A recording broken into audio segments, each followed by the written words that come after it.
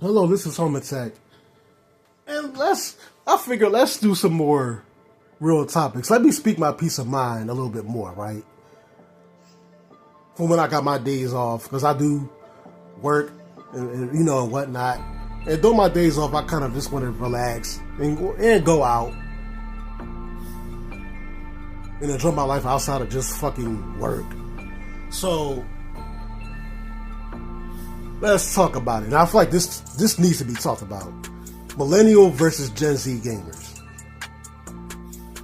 Now, let's start off this topic by not talking about games. Let's start off by talking about, let's say, TV shows. Yeah. Now, I work with quite a few people that are younger than me. Now, of course, I don't exactly look old for a 37-year-old man, but I am a millennial at the end of the day. And some of these young folk that I work with find it very strange that I haven't heard or watched any other shit that they watch, right? Have you ever watched insert whatever the fuck new TV show is on Netflix or Hulu right now? Have you ever seen a new Batman? Have you ever seen a new Superman that came out? Did you see Eric Morales play the new Spider-Man or whatever, or the new Final Fantasy, or the new fucking and I'm like, no. like, dude, I have a fucking life. I go the fuck outside. So,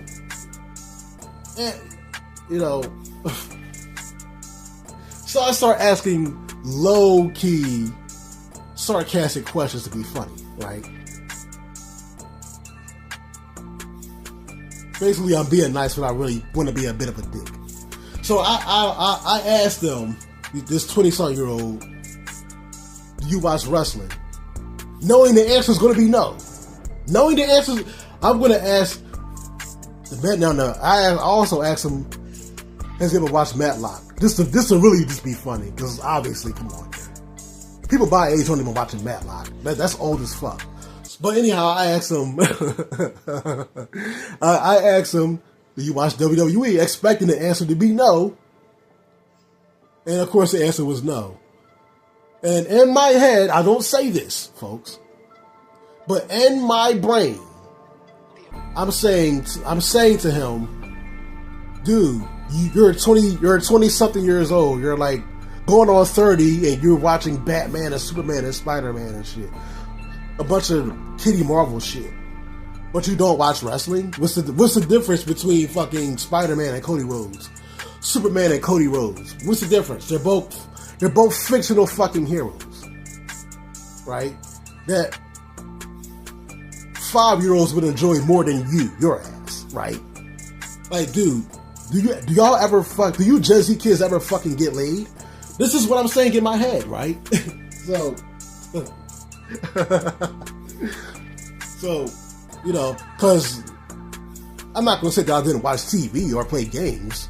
I still play games now, but in my 20s, dude, I'm getting laid, bro. Like, in my 20s, I was out there. Okay, so to me, it's weird that a guy could be in his 20s, and it's just a complete virgin. To me, that's weird. To me, being a 25-year-old virgin is crazy work to me.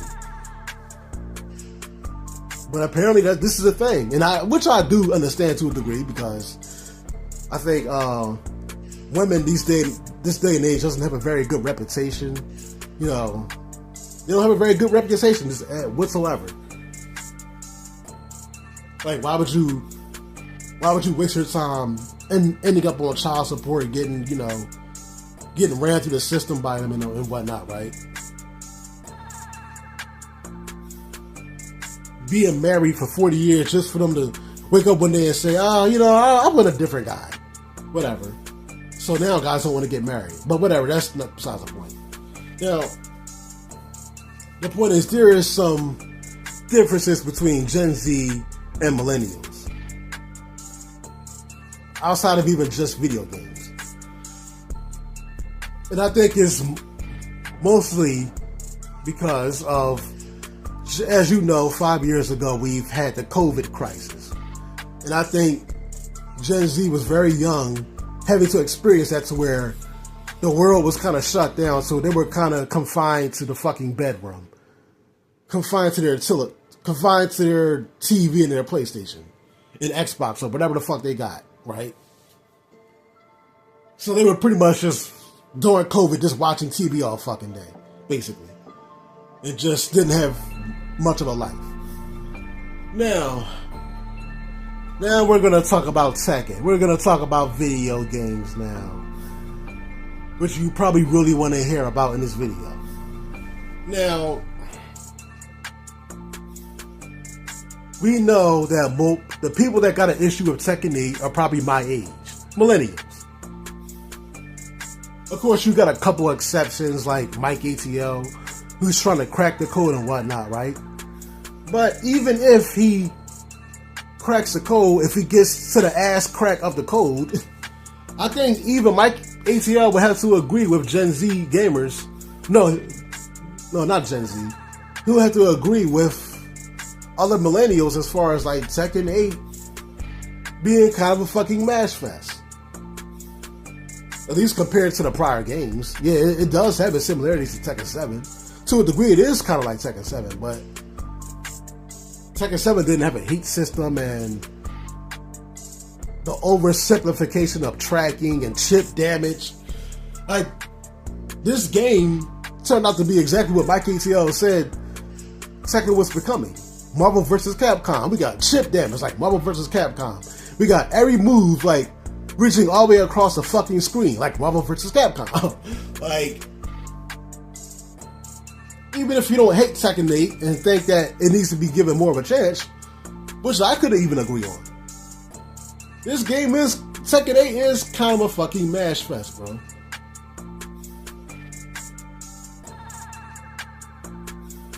Whereas Gen Z are probably the people still playing Tekken 8 because they started out playing Tekken 7. They didn't grow up playing the older games, and they don't care that, and most likely they probably don't really care that much to play the older games. They're too old. These guys were born in maybe 2005 or later. Okay, so it makes sense for the younger generation to like Tekken 8 more than us old heads. But yes, I do agree that it's a bit of a mash fest. It's kind of a fucking brawl, as opposed to what Tekken used to be, which was a chess game. Because, you know, it does kind of feel, to a degree, like a casino game.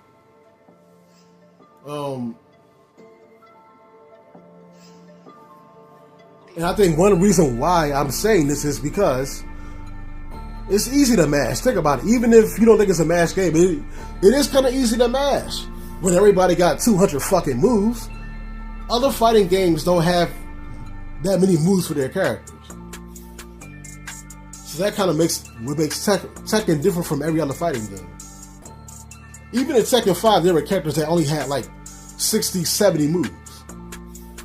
So they weren't oversimplified. You know, nowadays in Tekken 8, everybody got like 200 moves, which means they got all types of mix-ups on their stances and everything. And a whole bunch on top of all the plus frames they gave everybody in Tekken 8.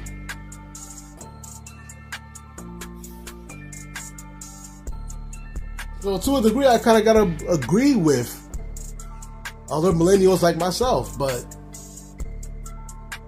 you know, it doesn't mean I necessarily hate Tekken 8. Just like Gen Z doesn't necessarily hate older games. They came out when they were like you know, when they were first born. Especially when a lot of games in the past 10 years or so has been remastered from my generation back in the 90s. Hell, there are even Gen Z kids who, you know, well, maybe not kids, and if you're Gen Z, you're probably not a kid, you're in your 20s, but Gen Zers who, probably agree with me that older games were actually better. They weren't broken with bugs in them. They were actually finished. So there are a lot of guys, and gals from the Gen Z generation that grew there are like 10, 15 years younger than me. They'll actually agree that the older games are better. I've seen it, so I know it exists. Older games such as what we're sitting up here looking at now. Rival Schools. A PS1 game from the 90s. There was something about these 90s games that every game afterwards just doesn't quite feel as special. But once again, this could be just a millennial in me talking. Because I grew up in the 90s. The 90s and the early 2000s. So, yeah,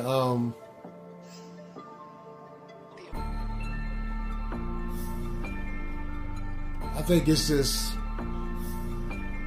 millennials we weren't, but when COVID happened for us, like, we were already in our 30s, bro.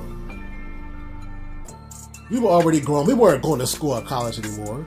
If we went, so COVID didn't really affect us.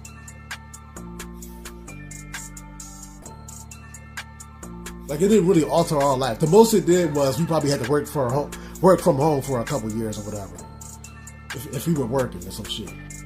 Other than that, life was pretty much, for the most part, the same. So, like, how can a Gen Zer complain about, like, the mechanics and the new fucking cheesy mechanics when their introduction to the series was Tekken 7, when that shit began? Because once again, my issue with millennial gamers is, when it comes to Tekken, is that they're now acting like Tekken 7 wasn't the beginning of the cheesy shit. They're now all of a sudden, millennials are acting as if Tekken 7 isn't pretty much like what Tekken 8 is, bro. It is. They had the same exact complaints about Tekken 7. And now that Tekken 8 is a new game to bitch and moan about, Tekken 7 was real Tekken now. No, the fuck it wasn't. Okay, Tekken 7 was like Tekken 8, let's be real. The biggest difference between Tekken 7 and Tekken 8 is that in Tekken 7, the characters were broken. In Tekken 8, the mechanics are broken. That's the biggest difference between these two games, bro.